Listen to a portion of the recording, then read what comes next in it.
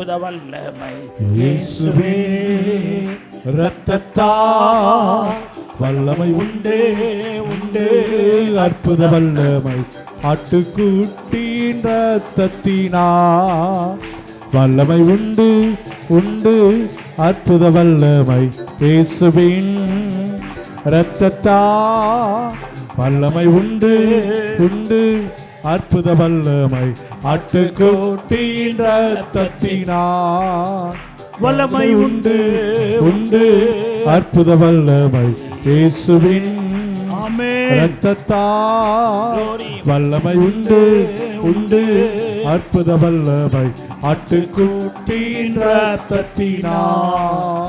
அல்லேலூயா. ஆண்டவருடைய நாமம் மகிமைப்படுவதாக. எபிரேயர் 12வது அதிகாரம் அதனுடைய 1வது வசனத்திலிருந்து 3வது வசனம் வரைக்கும் பாருங்கள். ஆகையால் மேகம் போன்ற இத்தனை திரளான சாட்சிகள் நம்மை சூழ்ந்து கொண்டிருக்க, பாரமான யாவற்றையும் நம்மை சுற்றி நெருங்கி நிற்கிற பாவத்தையும் தள்ளிவிட்டு, விசுவாசத்தை துவக்குகிறவரும் முடிக்கிறவருமாய் இருக்கிற இயேசுவை நோக்கி நமக்கு நியமித்திருக்கிற ஓட்டத்திலே பொறுமையோடே ஓடக்கடவோம். அவர் தமக்கு முன் வைத்திருந்த சந்தோஷத்தின் பொருட்டு அவமானத்தை எண்ணாமல் சிலுவையை சகித்து தேவனுடைய சிங்காசனத்தின் வலது பார்சத்தில் வீற்றிருக்கிறார். ஆகையால் நீங்கள் இளைப்புள்ளவர்களாய் உங்கள் ஆத்துமாக்களில் சோர்ந்து போகாதபடிக்கு தமக்கு விரோதமாய் பாவிகளால் செய்யப்பட்ட இவ்விதமான விபரீதங்களை சகித்த அவரையே நினைத்து கொள்ளுங்கள். இப்படி சொல்லுகிறேன், சகித்த இயேசுவையே நினைத்து கொள்ளுங்கள். ஆண்டவர் சகித்தார் என்று பைபிள் சொல்லுகிறது. அவர் மனுஷகுமாரனாய் இந்த பூமியிலே அவர் வந்த பொழுது அவருக்கு லேசாக அல்ல பாடுகள், அவரும் சகித்தார், பாடுகளை சகித்தார். பாவிகளால் சோத்திரிக்கிற செய்யப்பட்ட இவ்விதமான விபரீதங்களை சகித்தாரே, அந்த சகித்த இயேசுவையே நாமும் நினைத்து கொண்டு நம்முடைய வாழ்க்கையில் பாடுகள், கஷ்டங்கள், உபத்திரவங்கள், அவப்பெயர்கள், அவமானங்கள் வரும் பொழுது அவர் சகித்தது போல நாமும் சகித்து கொள்ள வேண்டும். ஆமென்னு சொல்லுங்க, எல்லாம் சொல்லுங்க. இயேசுவே சகித்தார் என்றால் நான் சகிக்க கூடாதா? அவரே பாடுகளை பட்டிருப்பாரானால் அவரை பின்பற்றுகிற எனக்கும் வராதா? அவர் சகித்தது போல நானும் சகிக்கணும். அல்லேலூயா. 2ஆம் வசனம் சொல்லுகிறது, அவர் தமக்கு முன் வைத்திருந்த சந்தோஷத்தின் பொருட்டு அவமானத்தை எண்ணாமல் சிலுவையை சகித்தார். சிலுவையை சகித்து தான் சிங்காசனத்தில் வீற்றிருக்கிறார். அப்போ நாமும் வீற்றிருக்கிற ஒரு சிங்காசன வாழ்க்கையை பெறணும்னா அதுக்கு முன்னாடி சிலுவையை சகிச்சிருக்கணும். நீங்கள் வாழ்க்கையில் இன்றைக்கி நல்லா இருக்கிறவங்களாம் பாருங்களேன், ஒரு நல்ல உயர்ந்த நிலைக்கு நல்லா இருக்கிற ஆட்கள்லாம் கொஞ்சம் நீங்கள் விசாரித்து பார்த்தீங்கன்னா அது அவங்க அது முந்தின நாட்களில் அவர்கள் அப்படி இல்லை. எவ்வளோ பாடு, எவ்வளோ வேதனை, இவ்வளோ கஷ்டங்களெல்லாம் சகிச்சு தான் அந்த உச்சத்துக்கு போயிருப்பாங்க. யாரும் எடுப்பில் அப்படியே போயிருக்க மாட்டாங்க. சோத்திருக்கிறோம். ஒரு ஊழியத்தில் பிரகாசிக்கிற ஊழியத்தில் நல்ல ஒரு நிலையில் இருக்கிற எல்லாரையும் நீங்கள் பாருங்கள், அவங்களுடைய வாழ்க்கை ஆரம்பம் அப்படி இருந்திருக்காது. கஷ்டம், வேதனை, துன்பங்கள்லாம் சகிச்சு தான் அந்த இடத்த ரீச் பண்ணியிருக்கிறாங்க. அதுபோல் நம்முடைய வாழ்க்கையிலையும் நமக்கு ஒரு ஆசீர்வாதத்தில் வீற்றிருக்கணும்னு சொன்னால் நம்முடைய வாழ்க்கையில் வருகிற சிலுவையை நாம் என்ன செய்ய வேண்டும்? சகிக்கணும். சிலுவையை சகிக்கலைன்னா சிங்காசனம் இல்லைன்னு நான் போன மாதத்தின் கர்த்தருடைய பந்தியிலே அதை வலியுறுத்துகிறேன். சகிங்க. நிறைய பேருக்கு சகிக்க முடியல. எடுத்தோடனே கோவம் வந்துடுது, எடுத்தோடனே முகத்தை மாற்றிடுறாங்க. அவங்க இப்படி சொல்லிட்டாங்க, என்ன இவங்க இப்படி சொல்லிட்டாங்கன்னு உடனே நம்முடைய அந்த சுபாவத்தை நம்ம ரியாக்ட் பண்ணி காட்டிடுறோம். அருமையான தேவனுடைய பிள்ளைகளை சகிக்கணும். ஆமென்னு சொல்லுங்க. ஹல்லேலூயா. ஊழியத்துக்கு நாங்கள் வரப்போகிறோம். ஊழியத்துக்கு வரும் பொழுது பாஸ்டர் சொன்னார், உங்களுக்கு நல்ல பேச வருமாப்பா அப்படின்னு கேட்டார். ஐயா பேச வரோம். ஊழியத்துக்கு போகும்போது பேசாதவனை போல நடந்துக்கோ. எப்படிங்க? பேச தெரியாதவனை மாதிரி இருக்கணும். நிறைய பேர் பேசுவான், உடனே நானும் அதுக்கு பதில் பேசுவேன் அப்படின்னு நீ பேசிட்டு அது ஊழியம் கிடையாது. பேசாதவனை போல இருக்கணும். காது கேட்குமா உங்களுக்கு? கேட்கும் பாஸ்டர். ஆனால் ஊழியத்தில் கேட்காத மாதிரி நடந்துக்கணும். 4 பேர் 4 வார்த்தை காதில் வந்து விழும், கேட்காத மாதிரி போகணும். சட்டுன்னு வந்து என்ன என்னையும் அப்படி பேசுனேன் அப்படின்னு எகிரி போய் நிற்கக்கூடாது. சோத்திரிக்கிறோம். கண்ணு நல்லா தெரியுமா? தெரியும் பாஸ்டர். காணாதவனை போல போயிடணும். கண்டுக்காமல் என்ன செஞ்சிடணும்? போய்க்கணும். பார்க்குறதையும் கேட்குறதையும் வாயம் வச்சுக்கின்னு, இந்த வாயும் காதையும் கண்ணையும் கண்ட்ரோலாக வச்சுக்கிட்டா வெற்றி உள்ள ஊழியத்தை செஞ்சிடலாம். சத்தியம் புரிஞ்சவங்க கைகளை தட்டி கர்த்தரை ஸ்தோத்திரம் பண்ணுங்க. ஹல்லேலூயா. ஆமாம்.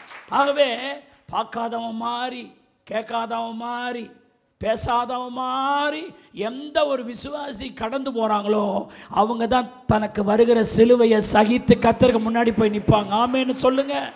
ஹல்லேலூயா. சும்மா கிறிஸ்தவ பேரை வச்சிருக்கிறதுனால கிடையாது. அப்போ இயேசு சகித்தார். சகித்துட்டு 3ஆம் வசனத்தில் சொல்கிறாரு, ஆகையால் நீங்கள் இளைப்புள்ளவர்களாய் உங்கள் ஆத்துமாக்களில் நீங்கள் என்ன செய்யக்கூடாது? சோர்ந்து போடாது. நிறைய பேர் ஆத்துமாவில் சோர்ந்து போயிடுவாங்க. காரணம் அவங்களுக்கு வந்த உபத்திரவம், கஷ்டம், பாடுகள் யாரோ சொன்னதுனால ஆத்மாவில் சோர்ந்து போய் கைத்தட்டாது, பாடாது, கத்தரை துதிக்காது.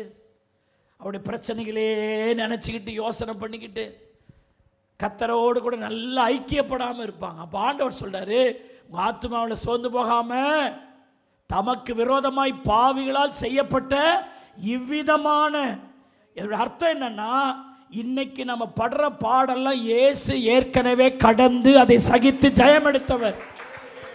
அல்லேலூயா. எல்லாரும் சொல்லுங்க, அவருக்கு வராத எந்த பாடும் எனக்கு வரல. நான் இன்னைக்கு எந்த பாடுகளெல்லாம் படுகிறேனோ அந்த பாதையில் இயேசு ஏற்கனவே கடந்து சென்றவர். அல்லேலூயா. உலகத்தில் சொல்லுவாங்க, கடவுளே மனுஷன் படுற பாடு உனக்கு என்ன தெரியும் அப்படின்னு நிறைய பேர் சொல்லுவாங்க. அது வேற, ஒருவேளை மற்ற தேவர்களுக்கு அது பொருத்தமாக இருக்கலாம். நாம் ஆராதிக்கிற கர்த்தர் இன்றைக்கு நாம் கடந்து போகிற எல்லா பாதைகளை அவர் ஏற்கனவே கடந்து போயிருக்கிறவர்.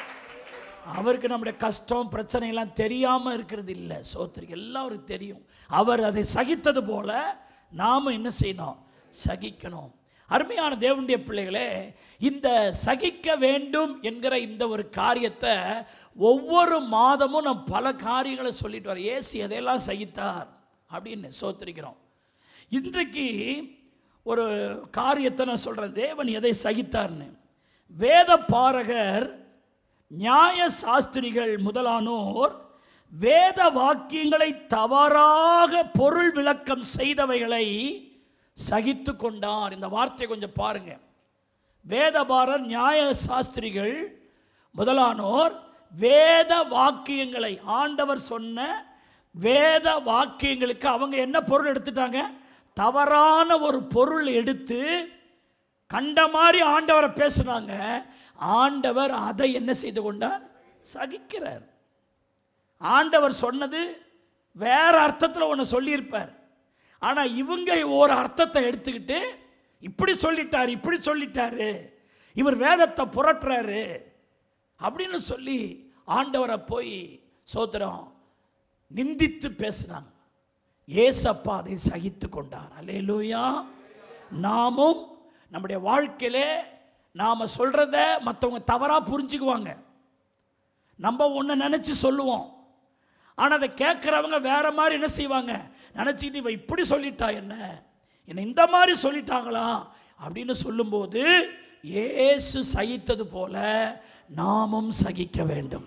ஆமென்னு சொல்லுங்க. உதாரணமாக இந்த நியாய சாஸ்திரிகள்லாம் பார்த்தீங்கன்னா அவங்க ரொம்ப கொஞ்சம் வேதத்தை கரைச்சி குடித்து எங்களுக்கு எல்லாம் தெரியும்னு சொல்கிற ஆட்கள். இந்த நியாய சாஸ்திரிகள் வேதபாரில் குறித்து லூக்கா 11வது அதிகாரம், சோத்திரிக்கிறோம், லூக்கா 11வது அதிகாரம் 52லேருந்து நீங்கள் பாருங்கள். நியாய சாஸ்திரிகளே உங்களுக்கு ஐயோ, அறிவாகிய திறவுகோலை எடுத்துக்கொண்டீர்கள், அறிவாகிய திறவுகோலை எடுத்துக்கொண்டீர்கள், நீங்களும் உட்பிரவேசிக்கிறது இல்லை. பாருங்க, நீங்களும் உட்பிரவேசிக்கிறது இல்லை, உட்பிரவேசிக்கிறவர்களையும் தடை பண்ணுகிறீர்கள் பண்ணுகிறீர்களே என்றார். இவைகளை அவர்களுக்கு அவர் சொல்லுகையில் வேதபாரகரும், நல்ல கவனிங்க, வேதபாரகரும் பரிசேயரும் அவர் மேல் குற்றஞ்சாட்டும் பொருட்டு, அவர் மேல் குற்றஞ்சாட்டும் பொருட்டு, அவர் வாய்மொழியில் ஏதாகிலும் பிழை கண்டுபிடிக்க வேண்டும் என்று. பாருங்க, அவர் வந்து அவர் வாய்மொழியிலிருந்து பிழையெல்லாம் வர்றதுக்கு வாய்ப்பே இல்லை. ஆனா அவர்கிட்டே எப்படி நோக்கமா பண்றாங்க, வாய்மொழியில ஏதாகிலும் பிழை கண்டுபிடிக்க வேண்டும் என்று உபாயம் பண்ணி அவரை மிகவும் நெருக்கவும் அநேக காரியங்களை குறித்து பேசும்படி அவரை ஏவவும் தொடங்கினார்கள். பேச வைக்கிறாங்க. அவர் பேச வச்சு ஏதாவது ஒரு வார்த்தை நமக்கு ஏத்த மாதிரி சிக்காதா, ஏதாவது ஒரு பிரச்சனை, ஏதாவது ஒரு குழப்பமா ஏதாவது சொல்லிட மாட்டாரா அப்படின்னு இந்த நியாயசாஸ்திரிகள், வேதபாரர்கள் அவர் அப்படித்தான் அணுகி கொண்டே இருந்தாங்க. அவர் வாயை திறந்து ஏதாவது சொன்ன போதும், தப்பு தப்பு தப்பு, இது இப்படி இல்லை அப்படி இல்லை, உடனே அதுக்கு ஒரு விளக்கம், அதுக்கு ஒரு பெரிய காரியம், அப்படி சொல்றவங்க தான் இவங்க. இப்போ இயேசு கிறிஸ்து பிலாத்துவின் அரண்மனையிலே கைதி பண்ணப்பட்டு நிற்கிறார், பரிதாபமா நிற்கிறார். அவர் அது நிற்கிறது மட்டுமல்ல, அவர் சிலுவையில் அரைஞ்சிட்டாங்க. ஏசப்பா சிலுவையில் தொங்குறார், கையில் காலில் ஆணிகள், வாரடிப்பட்டு ரத்தமெல்லாம் தலையிலேருந்து ரத்தம், முள்கிரீடம். அப்படியே உங்களுக்கு ஆவிக்குரிய கண்ணில் பாருங்க, அந்த சிலுவையை காட்சியை பாருங்க, எப்படி தொங்குற அந்த இயேசுவை பாருங்க. சில நேரங்களில் அப்படி யாராவது பரிதாபகரமாக இருக்கும்போது அவங்க மேலே நமக்கு ஒரு பரிதாபம் உண்டாகும். ஐயோ, என்ன இந்த மனுஷனை போட்டு இப்படி அடிக்கிறாங்களேன்னு யாரோ மூணாவது பர்சனை பார்க்கும்போதே நமக்கு பரிதாபம் ஏற்படும். இயேசு பரிதாபமாக இப்படி சிலுவையில் தொங்கும் பொழுது வேதபாரர்கள், நியாயசாஸ்திரிகள் என்ன சொன்னாங்க? மத்தேயு 27:40 தான் செய்தியினுடைய கருப்பு. தேவாலயத்தை இடித்து 3 நாளைக்குள்ளே கட்டுகிறவனே, 3 நாளைக்குள்ளே கட்டுகிறவனே. நிறுத்துங்க, அவரை பார்த்து என்ன சொல்றாங்க? தேவாலயத்தை இடித்து 3 நாளைக்குள் கட்டுகிறவனே.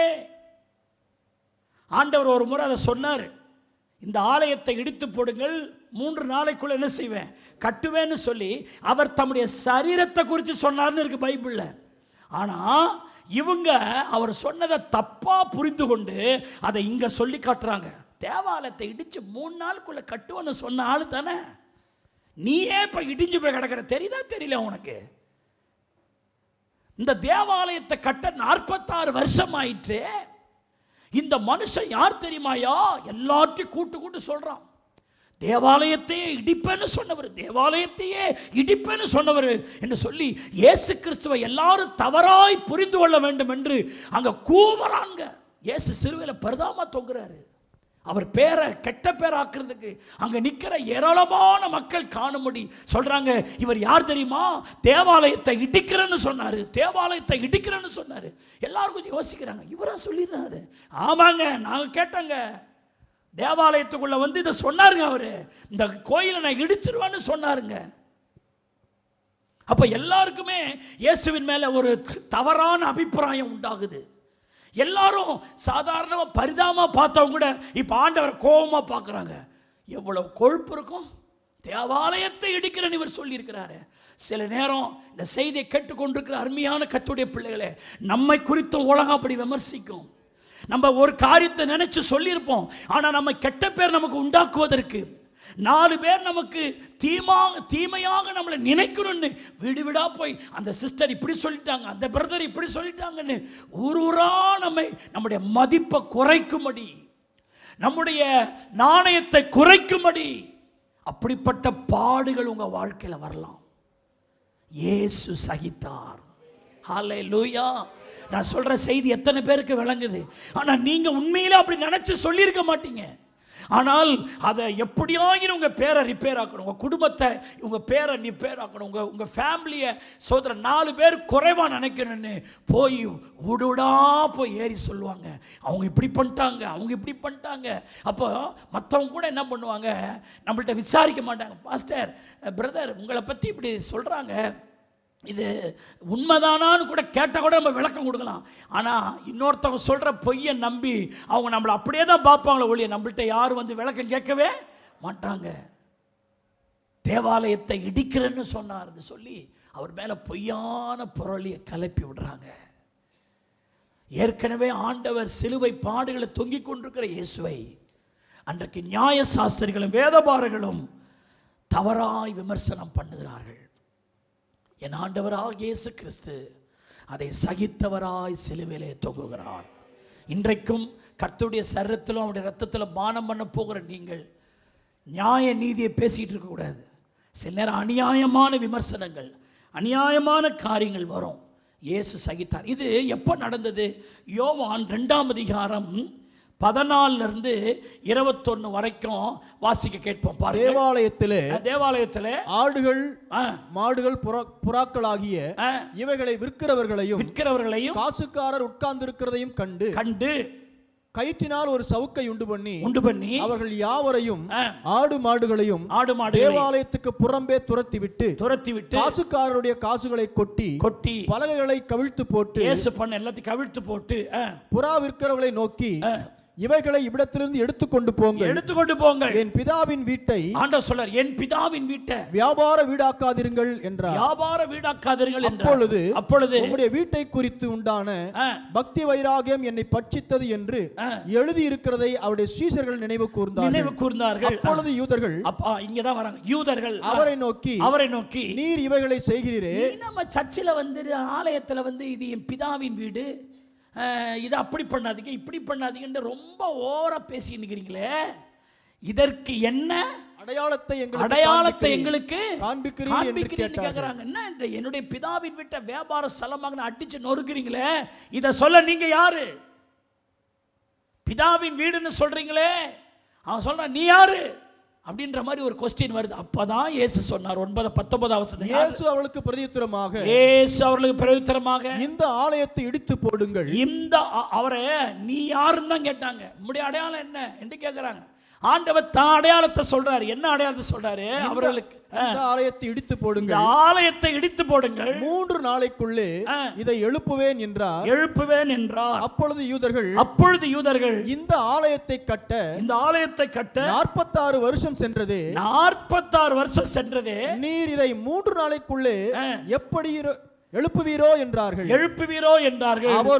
அவரோ தம்முடைய சரீரமாகிய ஆலயத்தை குறித்து பேசினார். அப்ப அவர் எதை பத்தி பேசுறாரு? தன்னுடைய சரீரத்தை பற்றி பேசுறார். நீங்க உம்முடைய அடையாளம் என்னன்னு கேட்கும்போது, எனக்கு பாடுகள் உபத்திரவத்தில் இந்த ஆலயமாகி இந்த சரீரத்தை சோத்தரிக்கிற பாடுபடுத்தி அதை நொறுக்கி கீழே இடிச்சு போடுவாங்க, 3ஆம் நாளில் நான் உயிர் தெழுவேன்னு அவர் சொல்ல வராரு. ஆனால் அவங்க என்ன பொருள் புரிந்து கொண்டார்கள்? இந்த சோத்திர ஆலயத்தை இவர் இடிப்பாராம் அப்படின்னு அவரை குறித்து வேறமா சொல்லி இப்போ இதை என்ன பண்ணுறாங்கன்னா, இது அப்படியே மனசில் வச்சுக்கிட்டு சிலுவையில் தொங்கும் போது அதை சொல்கிறான், தேவாலயத்தை இடிக்கிறவனே, தேவாலயத்தை இடித்து அதை 3 நாளைக்கு கட்டுவேன்னு சொன்னவனேன்னு சொல்லி இங்கே சொன்ன வேர்டை அங்கே கொண்டு வந்து சொல்கிறாங்க. தேவனுடைய பிள்ளைகளே, அப்போ அவர் பாருங்க தவறாய் விமர்சனம் பண்ணுறாங்க. அவர் சொன்ன வார்த்தையை தவறாய் புரிந்து கொண்டு, இப்போ நான் என்ன சொல்கிறேன்னா, இயேசு அதை என்ன செய்தார்? சகித்தார். ஆவிக்குரிய வாழ்க்கை ஏதோ பாடுறது பிரசங்கிக்கிறது இல்லை. நம்மை குறித்து அப்படி தவறான விமர்சனங்கள் வரும் பொழுது அதை நாம் சகிக்க வேண்டும். சில நேரங்கள் நம்ம செய்யாத ஒன்றை இவர் செஞ்சிட்டாருன்னுவாங்க, கதை கட்டி விடுவாங்க, கதை சொல்லுவாங்க. உடனே நம்ம அதுக்கு டென்ஷன் ஆகி அதுக்கு விளக்கம் கொடுக்கணும்னு நம்ம முயற்சி பண்ணக்கூடாது. ஆண்டவரே, நான் கடந்து போகிற பாதை நீங்கள் அறிஞ்சிருக்கிறீங்க. ஒருவேளை உண்மையிலே நீங்கள் செஞ்சால் மனம் திரும்பிடணும். ஆனால் அந்த காரியத்தை நீங்கள் செய்யவே இல்லை. 4 பேர் உங்களை கதை கட்டி அதில் எல்லாரும் நம்புற மாதிரி சொல்கிறாங்க. நீங்கள் எந்த ஆக்ஷனும் எடுக்காதீங்க. ஒரு நாள் உங்கள் நீதியை அவரே கொண்டு வந்து நிறுத்துவார். எல்லாரும் காணும்படி, எல்லாரும் யோசிக்கும்படி உங்கள் நீதி அவரே கொண்டு வந்து நிறுத்துவார். ஆனால் அதுக்கு நீங்கள் வெயிட் பண்ணணும். எடுத்த உடனே நீங்கள் சொல்லிடக்கூடாது. அதெல்லாம் ஆண்டவர் சொன்னால், உன் பேரில் பொய்யாய் சொன்னால் நீ யாராக இருப்ப? பாக்கியவனாக இருப்ப. இந்த உலகத்தில் இருக்கும்போது சில காரியத்தை சொல்ல பாருங்க. யோவான் 8ஆம் அதிகாரம் 51 53 வரைக்கும் வாசிக்க. ஒருவன் என் வார்த்தையை கைக்கொண்டால் அவன் என்றென்றைக்கும் மரணத்தை காண்பதில்லை என்று மெய்யாகவே உங்களுக்கு சொல்லுகிறேன். ஒரு வசனத்தை சொல்றாரு, என் வார்த்தையை ஒருத்தன் கை கொண்டால் அவன் என்றென்றைக்கு என்னத்தை காண மாட்டான்? மரணத்தை காண மாட்டான்னு ஆண்டவர் சொல்றார். இதுக்கு அவங்க என்ன பொருள் எடுத்துக்கிறார்? 52. அப்பொழுது யூதர்கள் அவரை நோக்கி, நீர் பிசாசு பிடித்தவன் என்று இப்பொழுது அறிந்திருக்கிறோம். என்னங்க இது? இயேசுநாதரை பார்த்து இந்த உலகம் என்ன சொல்லுதுங்க? பிசாசு பிடிச்சவன் மாதிரி நீங்க பேசுறீங்க. பிசாசு பிடித்தவர் என்று இப்போது அறிந்திருக்கிறோம். ஆபிரகாமும் தீர்க்கதரிசிகளும் மரித்தார்கள். நீயோ ஒருவன் என் வார்த்தையை கை கொண்டால் என்றென்றைக்கும் மரணத்தை ருசி பார்ப்பதில்லை என்கிறாய். எங்கள் பிதாவாகிய ஆபிரகாமிலும் நீர் பெரியவனோ? அவர் மரித்தார். தீர்க்கதரிசிகளும் மரித்தார்கள். உன்னை நீ எப்படிப்பட்டவன் ஆக்குகிறாய் என்றார்கள். ஆண்டவர் என் வார்த்தையை கை கொண்டால் அவன் என்னென்னேக்கு என்ன காண்பதில்லை. அப்படி அர்த்தம் என்ன சொல்றாருன்னா, என்ன என் வார்த்தைகளை ஒருவன் கேட்டுக்கொண்டா அவன் 2ஆம் மரணமாகி அந்த அக்கினி கந்தகம் ஏறிய கடையில் என்ன செய்ய மாட்டான்? பங்கடைய மாட்டான். பாதாளத்துக்கு போக மாட்டான். நரகத்துக்கு போக மாட்டான். அவன் நித்தியமாய் பரலோகத்தில் வீற்றிருப்பான்னு அர்த்தத்துக்காக சொல்றாரு. அருமையான தேவனுடைய பிள்ளையே, ஆண்டவரை ஒருவன் ஏற்றுக்கொள்வானானால் அவன் மரித்தாலும் பிழைப்பான். அவன் பரலோக ராஜ்யத்தை பெற்றுக்கொள்வான். நித்திய ஜீவனுக்கு அவன் போவான் என்ற அந்த ஒரு மேலான அர்த்தத்தை சொல்றாரு. அருமையான தேவனுடைய பிள்ளையே, நரகம் பாதாளம் அது 2ஆம் மரணமாகிய அது ஒரு மரணத்திற்கு ஒப்பாக சொல்லப்படுகிறது. ஆகவே இப்போ கர்த்தர் என்ன சொல்றாருன்னா, எனக்கு கீழ்ப்படிஞ்ச என் வார்த்தையை நீ கை கொண்டா உனக்கு பாதாளத்துக்கு நரகத்துக்கு நீ என்ன செய்ய மாட்ட? போக மாட்ட. நீ நித்திய ஜீவனுக்கு வருவ அப்படின்னு சொல்றாரு. ஆனால் இவர்களும் அதை எப்படி வேற மாதிரி எடுத்துக்கொண்டு அதனுடைய பொருளை தவறாய் புரிந்து கொண்டு அவரை பார்த்து என்னென்னமோ சொல்கிறாங்க. சில நேரங்களில் நம்ம சொல்கிறத சிலவங்க புரிந்து கொள்ளாமல், என்ன பாஸ்டர் இப்படி சொல்கிறாரு, இன்னும் இந்த பிரதர் இப்படி சொல்கிறாரு, புரிந்து கொள்ளாமல் பேசுவாங்க. அவங்க புரிகிற வரைக்கும் நாம் கொஞ்சம் வெயிட் பண்ணுவோம். அல்லேலூயா. சில நேரங்களில் விமர்சனங்கள் வரும். எவ்வளவு விமர்சனம் வருதோ அவ்வளவும் அது உனக்கு ஆசீர்வாதம் தான். அல்லேலூயா. உன்னை எவ்வளவுக்கு எவ்வளோ பேசுகிறாங்க சொல்லுவாங்க, பேச பேச நீ பெரிய கல் தான், வைய நீ வைரக்கல் தான், திட்ட நீ திண்டுக்கல் தான், சோத்தரிக்கிறோம் அப்படின்லாம் சொல்லுவாங்க. சோத்தரிக்கிறோம். அல்லேலூயா. அந்த மாதிரி எவ்வளவு உன்னை தவறாக விமர்சனம் பண்ணா உன்னுடைய காரியம் உண்மையாக இருக்குமானா ஒரு நாள் கர்த்தர் அதை சோத்திர கொண்டு வந்து நியாயத்தை நிறுத்துவா. ஏசு அந்த பாதையை கடந்து போனாருங்க. அதுக்கு தானங்க நான் சொல்கிறேன். இதை 2வது யோவான் 10ஆம் அதிகாரம் 30லிருந்து 33 வரைக்கும் பாருங்க. இங்க என்ன சொல்றார்? நானும் பிதாவும் ஒன்றாயிருக்கிறோம் என்றார். இதை சொல்றார், நானும் பிதாவும் ஒன்றாயிருக்கிறோம் அப்படின்னு ஒரு சத்தியத்தை சொல்ல. இதுக்கு என்ன சொல்றாங்க பாருங்க. அடுத்த வசனம். அப்பொழுது யூதர்கள் மறுபடியும் அவர் மேல் கல்லெறியும்படி. என்ன வார்த்தைக்கு கல் எடுக்கிறான் பாருங்க. என்ன சொல்றார்? பிதாவும் இவரும் ஒன்றா இருக்கிறாங்க. அது எப்படி? அது உன்னை கல்லெறிந்து எடுத்துக்கொண்டார்கள். இயேசு அவளை நோக்கி நான் என் பிதாவினாலே அநேக நற்கிரிகளை உங்களுக்கு காண்பித்தேன். அவைகளில் எந்த கிரிகள் நிமித்தம் என் மேல் கல்லெறியீர்கள் என்றார். அடுத்த வசனம். யூதர்கள் அவருக்கு பிரதியுத்தரமாக, நற்கிரை நிமித்தம் நாங்கள் உன்மேல் கல்லெறிகிறதில்லை, எரியவில்லை. நீர் மனுஷனாய் இருக்க தேவன் என்று சொல்லி இவ்விதமாக தேவ தூஷணம் சொல்லுகிறபடியினால் உன்மேல் கல்லெறிகிறோம் என்றார்கள். நீர் மனுஷன், நீங்க எப்படி நானும் பிதாவும் ஒன்றா இருக்கிறோம் இப்படிலாம் சொல்றீங்க நீங்க?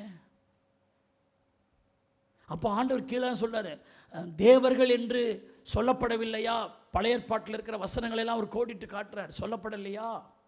ஏன் இதில் என்ன தப்பு அப்படிலாம் சொல்றார். ஆண்டவருக்கு போய் சொல்றாங்க, நீர் மனுஷனாக இருக்க நானும் பிதாவும் ஒன்றா இருக்கிறோன்னு எப்படி சொல்லலாம்? உடனே அவருக்கு ஆப்போசிட்டாக நிற்கிறாங்க. அருமையான தேவனுடைய பிள்ளைகளே, அப்போ ஆண்டவர் அங்கே விமர்சனம் பண்ணப்படுகிறார். அவர் சொல்லுகிற சத்தியத்தை புரிந்து கொள்ளாமல் என்ன செய்கிறாங்க? பேசுகிறாங்க. பைபிள் சொல்லுகிறது, ஆண்டவர் அந்த ஜபத்தில் சொல்லும்போது நானும் பிதாவும் ஒன்றாக இருக்கிறது போல நீங்களும் எங்களில் ஒன்றாக இருக்கிறீர்கள் என்று சொல்லியிருக்கிறார். அல்லேலூயா. நாமும் ஆண்டவர் எப்படித்தான் இருக்கிறோம்? ஒன்றாகத்தான் இருக்கிறோம். ஆனால் இந்த சத்தியத்தை அன்றைக்கி சொல்லும் பொழுது அவர் விமர்சனம் பண்ணப்பட்டார். சில நேரங்களில் இன்றைக்கி பாருங்கள், அநேக சத்தியங்கள் விமர்சனம் பண்ணப்படுது. நிறைய காரியம் சோத்தரிக்கிறோம். அது எப்படி சரியா, இது எப்படி சரியா, எல்லாம் பார்த்தீங்கன்னா மாம்ச ரீதியாக எடுத்துக்கிறது. ஆவிக்குரியவைகளை ஆவிக்குரியவைகளோடு தான் சம்பந்தப்படுத்தி பார்க்கணும். ஆவிக்குரியவைகளை எவைகளோடு சம்பந்தப்படுத்தக்கூடாது, மாம்சத்தோடு என்ன படுத்தக்கூடாது, சம்பந்தப்படுத்தக்கூடாது. மரியாள் சோத்தரிக்கிறோம் புருஷனை அறியாமல் பரிசுத்தாவின் துணையோடு சோத்தரிக்கிறோம் அவங்க இயேசு கிறிஸ்துவை பெற்றெடுத்தாங்கன்னு சொன்னால் அம்மா இல்லாத பிள்ளை வந்துட்டாரான்னு ஒருத்தவங்க சொல்கிறாங்கன்னா அவங்க ஆவிக்குரியவைகளை எவைகளோடு சம்மந்தப்படுத்துகிறாங்க? மாம்சத்தோடு சம்மந்தப்படுத்தி பேசுகிறாங்க. ஆவிக்குரியவைகளை நீங்கள் மாம்சத்தோடு சம்பந்தப்படுத்தினால் பொருள் தவறாக போயிடும். ஆவிக்குரியவைகளை ஆவிக்குரியவைகளோடு சம்பந்தப்படுத்தி பேசணும். ஹல்லேலூயா, ஹல்லேலூயா. யோவான் 8ஆம் அதிகாரம் 57 இருந்து 59 வரைக்கும் வாசிங்க. அப்போது யூதர்கள் அவரை நோக்கி உனக்கு இன்னும் 50 வயதாகவில்லையே? 50 வயது ஆகவில்லையே, நீ ஆபிரகாமை கண்டாயோ என்றார்கள். அதற்கு இயேசு ஆபிரகாம் உண்டாகிறதுக்கு முன்னமே நான் இருக்கிறேன் என்று மெய்யாகவே மெய்யாகவே உங்களுக்கு சொல்லுகிறேன் என்றார். அடுத்த வசனம். அப்பொழுது அவர் மேல் கல் எறியும்படி கல்லுகளை எடுத்துக்கொண்டார். அவர் மேல் கல் எறியும்படி கல்லுகளை எடுத்துக்கொண்டார்கள். இயேசு மறைந்து நடுவே கடந்து தேவாலயத்தை விட்டு ஆபிரகாம் உண்டாயிருக்கிறதுக்கு முன்னமே நான் இருக்கிறேன்னு சொல்ற இந்த சத்தியத்துக்கு உடனே அது ஒரு எதிர்ப்பு தெரிவிக்க ஆவுன்னா கல் கடக்கும் பழகுதாங்க. சோத்திரம். உடனே கல் எறிகிறதுக்கு கல் எடுத்து வச்சுக்கின்னு நிற்கிற ஒரு கூட்டத்தை பார்க்குறோம். அல்லேலூயா. ஆபிரகாம் இன்னும் உமக்கு 50 வயது கூட ஆகவில்லையே அப்படிலாம் சொல்கிறாங்க. இன்றைக்கி நிறைய பேர் நம்ம இயேசுனார் பார்த்தீங்கன்னா இயேசுனாருக்கு முன்னாடியே திருவள்ளுவர் வந்துட்டாருன்றாங்க. தோத்திருக்கிறோம்ல. அவர் மனுஷனாய் அவதாரம் எடுத்தது தான் கிபி மூலம். ஆனால் உலக தோற்றத்துக்கு முன்னமே அவர் இருக்கிறார். கைகளை தட்டி கர்த்தரை ஸ்தோத்திரம் பண்ணுங்க. அல்லேலூயா. இன்னைக்கு நிறைய பேர் இயேசு கிறிஸ்துவ அவர் ஒரு மனுஷன் தாங்க. அவருக்கு முன்னாடியே அந்த முனிவர் வந்துட்டார், அவருக்கு முன்னாடியே இவரெல்லாம் இருக்கிறாங்கன்னு சொல்கிறாங்க. காரணம் அறியாமையில் சொல்கிறாங்க. அவர் ஆதியிலே. அல்லேலூயா. ஆதியிலே என்ற வார்த்தைக்கு எவனாலும் விளக்கம் கொடுக்க முடியாது. பர்வதங்கள் தோன்றும் முன்னும். அல்லேலூயா. ஒன்றுமே இல்லை, இப்போ இருக்கிற உலகமே இல்லை, ஆனால் அவர் இருந்தார். ஆதியை நம்ம ஆதியிலே என்ற வார்த்தைக்கு நம்மளால் விளக்க டெமான்ஸ்ட்ரேட் பண்ணவே முடியாது. அது இந்த குருவி மூளையில் எவ்வளவு சிந்திச்சாலும் ஆதினா என்னன்னு நம்மளால் அந்த ஆரம்பத்தை சொல்லவே முடியாது. அப்பத்திலிருந்தே அவர் இருக்கிறார். அவருடைய வருஷங்களை யாரும் சொல்லி முடியாது. அல்லேலூயா. அவருடைய வருஷங்களை அவருடைய நாட்களை யாரும் சொல்ல முடியாது. அவர் அனாதியாக இருக்கிற தேவன். அல்லேலூயா. பர்வதங்கள் தோன்றும் முன்னும் அவர் அனாதியாக இருக்கிறார். அதான் அவர் சொல்றாரு, நான் முன்னமே இருக்கிறேன். அதை புரிந்து கொள்ளாம பேசுகிறவர் யார் என்று அறிந்து கொள்ளாம அருமையானவர்களே உடனே அவருக்கு விரோதமாக அவங்க குரல் கொடுக்கிறத பார்க்கிறோம். யோவான் 10ஆம் அதிகாரம் 18 இருந்து 20 வரைக்கும் பாருங்க என்ன சொல்லுது. ஒருவனும் அதை என்னிடத்திலிருந்து எடுத்துக்கொள்ள மாட்டான். நானே அதை கொடுக்கிறேன். அதை கொடுக்கவும் எனக்கு அதிகாரம் உண்டு.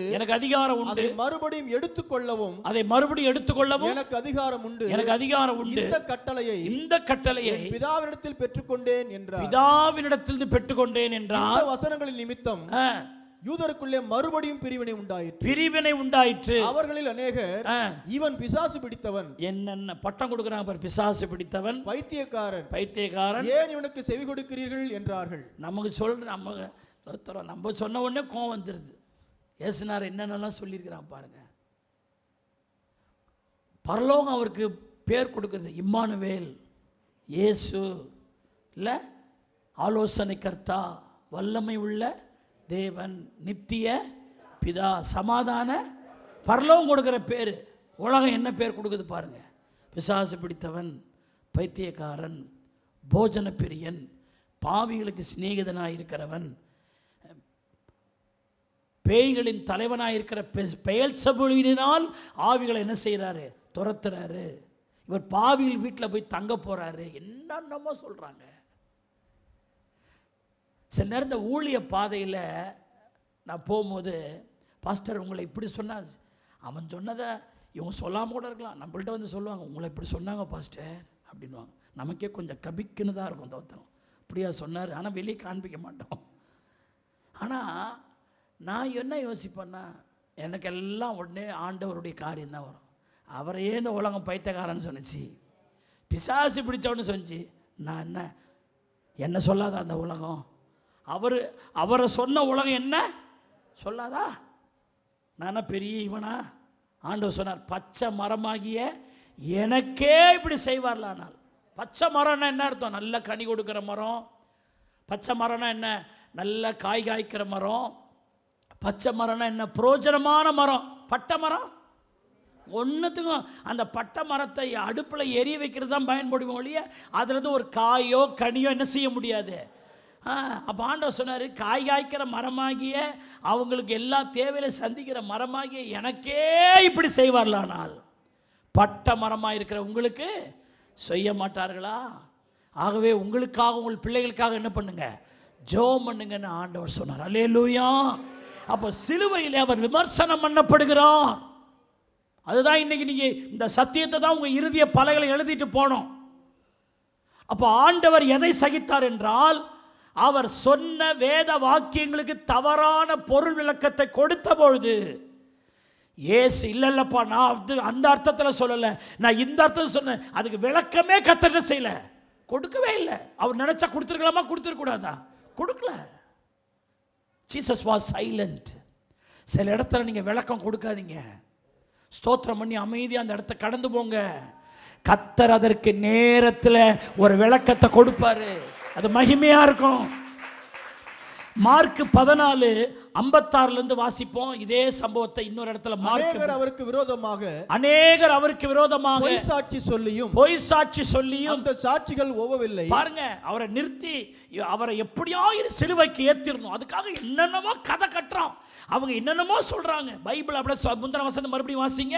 அநேகர் அவருக்கு விரோதமாக பொய் சாட்சி சொல்லி. பாருங்க, ஒருத்தன் ரெண்டு இல்ல, சாட்சியை தேடுறான். ஒரு நல்ல வெயிட்டான சாட்சி ஏதாவது சொல்லி இவரை சிலுவைக்கு ஏத்தினுமே, என்ன பண்றது? ஏன்னா பிலாத்து கேட்குறான், ஏதாவது நல்ல சிலுவைக்கு போகணும், நல்ல ஒரு இதை சொன்னா தான் நான் சிலுவைக்கு அனுப்ப முடியும். நீங்க சொல்ற சாட்சியெல்லாம் ஒவ்வொரு இப்போ கிரியேட் பண்றாங்க, என்ன பண்ணலாம். அடுத்த வசனத்தை வாசிங்க. அடுத்த வசனம். அப்பொழுது சிலர் எழுந்து, அப்போது சிலர், அப்பதான் அங்க இப்போ ஒரு சாட்சி வருது. அப்போது சிலர் எழுந்து கைவேலையாகிய இந்த தேவாலயத்தை நான் இடித்து போட்டு, அவர் சொன்னாராம், இடித்து போட்டு கைவேலை அல்லாத வேறொன்றை 3 நாளைக்குள்ளே, பாருங்க என்னென்னலாம் சொல்றாங்க பாருங்க, 3 நாளைக்குள்ளே கட்டுவேன் என்று சொன்னதை நாங்கள் கேட்டோம். ஒரு சாட்சி எழும்புது. 46 வருஷம் ஆச்சு இந்த ஆலயத்தை கட்டுறதுக்கு. இந்த ஆலயத்தை இடிச்சு போடுங்க, கைவேலை இல்லாத வேறு ஒன்றை நான் 3 நாளைக்குள்ளே எழுப்புவேன் அப்படின்னு இவர் சொன்னாரு. நம்ம கேட்டோம். அப்ப பாருங்க, ஒரு தேவாலயம், ஒரு அன்றைக்கு இருந்த அந்த தேவாலயம் ரொம்ப ஃபேமஸான ஒரு ஆலயம். அந்த ஆலயத்தை போய் இவர் இடிக்கிறாரு. சும்மா எங்கே கிடக்கிற கல்லடி எடுத்து வச்சுட்டாலே ஒரே போராட்டமாகுது இல்லை? சிலைகளை ஏதாவது ஒரு கையை உடச்சிட்டான், காலை உடச்சிட்டான் அப்படின்னா பயங்கர, யார் இதை செஞ்சால் ஏதோ ஒரு தீவிரவாதி வந்துட்டான் அப்படின்னு ஒரு பெரிய பிரச்சனையாகும். இவங்க சொன்னாங்க தேவாலயத்தை அவர் இடிக்கிறார். அப்போ அது ஒரு ஸ்ட்ராங்கான அது ஆதாரமாக மாறும். எல்லாம் சொல்கிறாங்க, ஆமாம் அவர் சொன்னார், நாங்களாம் கேட்டோம்னு எல்லாரும் சொல்கிறாங்க. அடுத்த வசனம் வாசிங்க. அவருக்கு விரோதமாய் பொய் சாட்சி சொன்னார். பாருங்க, இந்த பொய்யா சொன்னாங்க. அடுத்த வசனம். அப்படி சொல்லியும் அவர்கள் சாட்சி ஒவ்வாமல் போயிற்று. அப்பொழுது பிரதான ஆசாரியன் எழுந்து நடுவே நின்று இயேசுவை நோக்கி, இவர்கள் உனக்கு விரோதமாய் சொல்லுகிறார்கள். அவங்க சொல்றாங்க, இயேசுவை நோக்கி சொல்றாங்க, இந்த தேவாலயத்தை இடிச்சு நீ கட்டுவன்னு சொன்னியே, உண்மைதானா? நீ தேவாலயத்தை இடிச்சு 3 நாளைக்குள்ள கட்டுவன்னு சொன்னியா?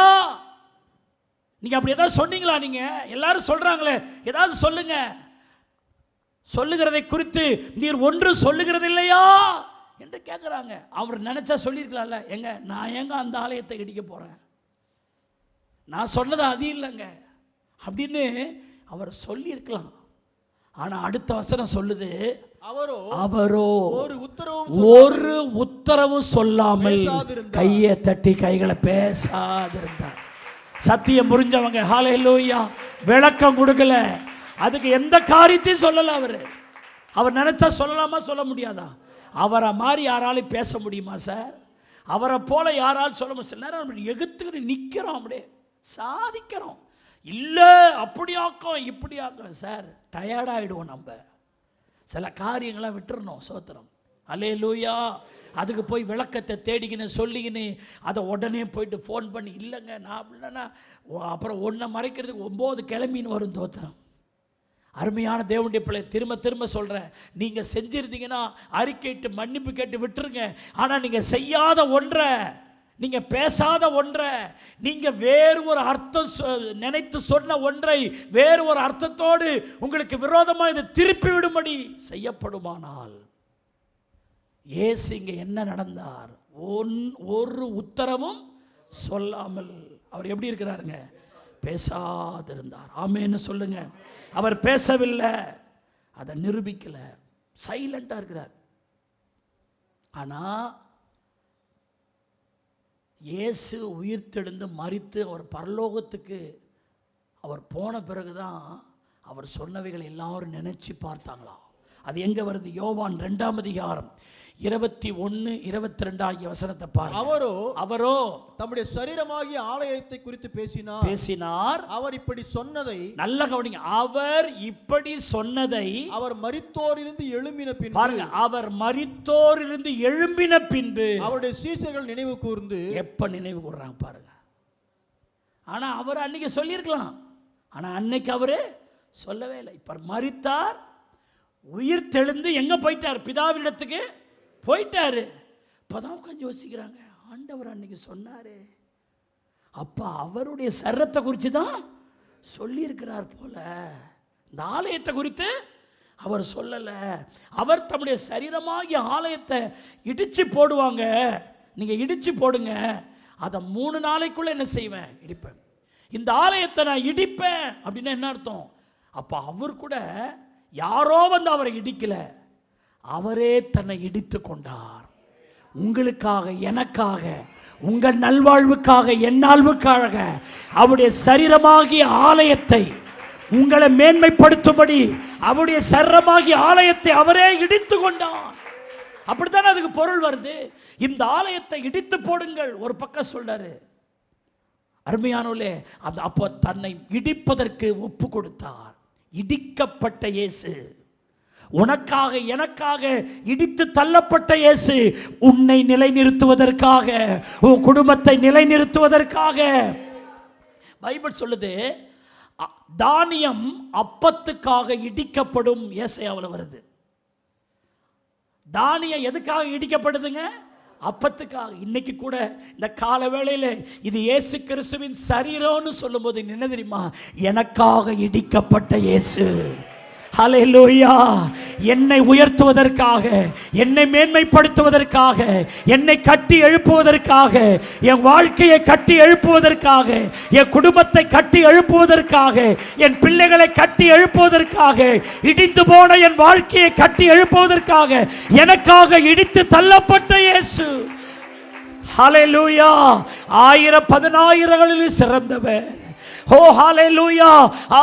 வெண்மையும் சிவப்புமானவர் உனக்காக எனக்காக இடிக்கப்பட்டார். சகோதரனே, சகோதரியே, உன்னை கட்டுகிறதற்காக, உன் வாழ்க்கையை ஒப்பேத்துகிறதுக்காக, இடிந்து போன உன் வாழ்க்கையை கட்டி எழுப்புவதற்காக, கண்ணீர் துடைக்கப்படுவதற்காக, உன் துயரம் மாறுவதற்காக இயேசுவாகிய சரீரம் அன்றைக்கு இடிக்கப்பட்டது.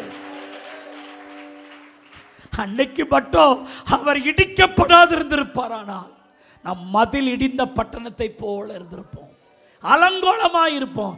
இன்னைக்கு இந்த மாதிரி வாழ்க்கையில இருந்திருக்காது சார். உங்க சாமர்த்தியத்தில், உங்க திறமையில இன்னைக்கு உங்க குடும்பம் இல்லை சார். உனக்காக இடிக்கப்பட்ட இயேசு, உனக்காக இடித்து தள்ளப்பட்ட இயேசு, உன்னை கட்டுவதற்காக அவர் இடிக்கப்பட்டார். ஹல்லேலூயா. பார்க்கத்தக்க ரூபம் அவருக்கு இல்லை. அவருடைய முகம் அந்த கேடு அடைந்தது. அழகுள்ள இயேசு அழகற்றவராய் மாறினார். இடித்து நொறுக்கப்பட்டார். அவர் அடி வாங்காத இடமே இல்லை, நொறுக்கப்படாத இடமே இல்லை. சோத்திருக்கிறோம். ஈட்டியை எடுத்து ஒருத்தவன் விழாவில் குத்துறானே, அது எவ்வளவு கொடுமைங்க. அது ஈட்டியோடைய தன்மை எவ்வளவு, அது எவ்வளவு ஸ்ட்ராங்கான மெட்டீரியல். அதை கொண்டு ஒரு சாஃப்டான பகுதி, வெளாப்பகுதியில், சும்மா வெளாப்பகுதியில் யாராவது கை வச்சாலே நமக்கு ஒரு மாதிரி இருக்கும். சும்மா அப்படி குத்துனாலே நமக்கு இவ்வளவு துடிச்சிருவோம். அந்த விலாவில் அந்த அம்பை அந்த ஈட்டியை எடுத்து ஒருவன் குத்தும் பொழுது அவர் எவ்வளவு துடிதுடித்திருப்பார், எவ்வளவு வேதனைப்பட்டிருக்கும். அது எல்லாம் உனக்காக, உன்னுடைய வாழ்க்கைக்காக, உன் நல்வாழ்வுக்காக அவர் இடிக்கப்பட்டார். இயேசு சிலுவை பாடுகளில் நீ அறிவுபூர்வமா சிந்திக்காத. அது எப்படிங்க ஆணி அடிவோம் அவர் தேவகுரமாடுறாங்க அப்படின்னு நீ சோத்திருக்கிறோம். பைத்தியக்காரனை போல கர்த்தருடைய வசனத்தை விளங்கி கொள்ளாத. எழுத்தின்படி இன்னைக்கு என்ன குத்தனா எவ்வளவு வலிக்கும், அது போலதான் அவர் துடித்தார். அவனுக்கு ஒண்ணுதான், நீ கட்டப்பட வேண்டும், அவ்வளவுதான். உன் குடும்பத்தை கட்டணும். பாழான மண்மேடா இருக்கிற உன் வாழ்க்கை கட்டுவதற்காக, ஆடல் பாடல் சத்தம் அதிலே கேட்பதற்காக, அதன் மகிமை அதற்கு திரும்பி வரும்படியாக, அதன் சிறையிருப்பு மாறும்படியாக, நீ முன்பு போல நிலவரப்படும்படியாக உனக்காக தான் அந்த உலகத்தில் வந்தார். ஏதேன் தோட்டத்தை விட்டு பாவத்தினாலே விரட்டப்பட்டு வேதனையிலும் துன்பத்திலும் இருக்கிற அந்த மனுக்குலத்துக்கு மறுபடியும் ஒரு மகிமையை கொடுப்பதற்காக, அவனை கட்டி எழுப்பதற்காக, உனக்காக இடித்து தள்ளப்பட்ட இயேசு. ஹல்லேலூயா. அந்த இயேசு அன்னைக்கு மட்டும் வாய் திறந்து பேசியிருந்தா நம்மலாம் இடிஞ்சு போயிருந்திருப்போம். அன்னைக்கு அவர் ஏன் சைலண்டாக இருந்தா தெரியுமா? நான் இடிக்கப்படட்டும், என் பிள்ளைகள் இடிக்கப்படக்கூடாது, என் பிள்ளைகள் வாழணும். அதுக்காகவே மனம் உவந்து அதை ஏற்றுக்கொண்டார். ஹல்லேலூயா. அதான் அவன் சொன்ன, இந்த ஆலயத்தை இடித்து போடுங்கள், நான் 3 நாளைக்குள்ள கட்டுவேன். அவங்களை இடிக்க சொல்றாரு, ஆனா நான் கட்டுவேன்னு சொல்றாரு. இந்த உலகம் இடிக்கிற உலகம், நான் பிரசங்கம் பண்றவர், உன்னை கட்டுகிறவர். நல்ல கையை தட்டி இன்னைக்கு கர்த்தர் யாரோடு பேசுறாரு. இன்னைக்கு அநேக காரியத்தில் நீ இடித்து தள்ளப்பட்டிருக்கலாம், ஆனா கர்த்தர் சொல்ல, நான் கட்டுவேன். பாதாளத்தின் வாசல்களை மேற்கொள்வதில்லை. இன்றைக்கு கைதட்டி கொண்டிருக்கிற சகோதரியே, கைதட்டி கொண்டிருக்கிற சகோதரனே, கர்த்தருடைய சமூகத்தில் உட்கார்ந்து இருக்கிற சகோதரனே, உன்னோடு கர்த்தர் பேசுகிறார். நான் உன்னை கட்டுவேன். நீ கலங்காதே, நீ திகையாதே, நீ வருத்தப்படாதே. எந்த இடத்துல நீ இடிந்து கிடக்கிறாயோ, எந்த இடத்துல நீ பாழாய் கிடக்கிறாயோ, நான் உன்னை கட்டுவேன், உன்னை நிலைநிறுத்துவேன் கர்த்தர் சொல்றேன். ஹல்லேலூயா. இது ப்ராஃபஸி வேர்டு. உனக்கு தேவன் இந்த காலவேளை சொன்ன, நான் கட்டுவேன், ஐ பில்ட் என்று சொல்லுகிறார். கர்த்தர் ஒன்றை கட்டுவாரானால் அதை பாதாளத்தின் வாசல்கள் மேற்கொள்வது இல்லை. ஹல்லேலூயா. ஆனா ஒன்று நீங்க செய்ய வேண்டியது, அவர் அவ்வளவு பெரிய காரியங்களை அவர் செய்த பொழுது, பொருள் விளக்கம், தவறான பொருள் விளக்கம் கொடுக்கப்பட்ட போது, பைபிள் சொல்லுகிறது இயேசு அதை சகித்தார். ஆமென். நம்ம எல்லாரும் எழுந்து நிற்கலாம் ஆண்டுடைய சமூகத்தில். இயேசு சகித்தது போல நானும் சகிப்பேன் ஆண்டவரே. ஹல்லேலூயா. நன்றியோடு உம்மை ஸ்தோத்திரிக்கிற ஆண்டவரே, நன்றியோடு நாங்கள் உம்மை துதிக்கிற ஆண்டவரே. ஹல்லேலூயா. ரியாண்டர கரபாலா சக்கரபா. இயேசுவே உம்மை துதிக்கிறோம் ஆண்டவரே. நன்றி நிறைந்த இருதயத்தோடு நாங்கள் உம்மை துதிக்கிறோம். ஹல்லேலூயா. பலிபீடத்தில் என்னை பரனே படைக்கிறேனே இந்த வேளை. ஆமென். அடியேனை திருச்சித்தம் போல ஆண்டு நடத்திடுமே. ஆமென். அடியேனை திருச்சித்தம் போல ஆண்டு நடத்தி, கையை உயர்த்தே, கல்வாரி அன்பினையே கண்டு விரைந்து ஓடி வந்தே. கல்வாரியின் அன்பினையே கண்டு விரைந்து ஓடி வந்தே. கழுவும் திருரத்தாலே கரை நீங்க இருதயத்தை. ஹல்லேலூயா. கழுவும் திருரத்தாலே சகதரபா இருதயத்தை. நீரன்றி என்னாலே பாரில் ஏதும் நான் செய்திட இயலே. சேர்ப்பீரே பழுவாது என்னை காத்துமக்காய் நிறுத்தி நீரன்றி என்னாலே நீரன்றி என்னாலே பாரில் ஆய் திறந்து பாடுங்க சார். ஏதும் நான் செய்திட இயலே சேர்ப்பீரே சேர்ப்பீரே வழுவாது என்னை காத்துமக்காய் எட்டு கைகளை நிறுத்தி உயர்த்து கல்வாரி சோதரோ அன்பினையே கண்டு விரைந்து ஓடி வந்தே கல்வாரி சகதரபோ அன்பினையே கண்டு விரைந்து ஓடி வந்தே கழுவோமும் திருரத்தாலே ஆலே கருணி இருதயத்தை ஆமே கழுவோமும் திருரத்தாலே கருணிங்க இருதயத்தை